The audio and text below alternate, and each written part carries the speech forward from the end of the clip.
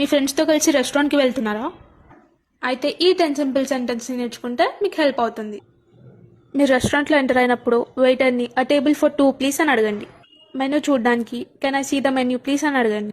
Next మీకేం తినాలో అర్థం కానప్పుడు లేదా ఆ రెస్టారెంట్లో ఏం స్పెషలో తెలియనప్పుడు "వాట్ డూ యూ రికమెండ్" అని అడగండి. మీకు ఒకవేళ గ్రిల్ చికెన్ తినాలనిపిస్తే "I'll have the grill chicken" అనండి. ఇన్ కేస్ మీకు ఏదైనా ఐటెంలో ఆనియన్స్ వద్దనుకుంటే "can I get this without onions?" Water కావాలంటే "could we get some water please?"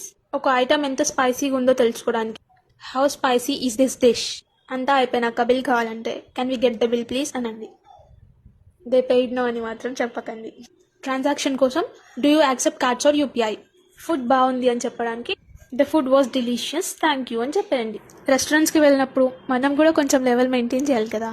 Menu తీసుకొని కన్ఫ్యూజ్ అవ్వడం కాదు, సింపుల్ ఇంగ్లీష్తో స్టైలిష్గా మాట్లాడితే చాలు. That's all it takes to be classy. Thank you, bye bye.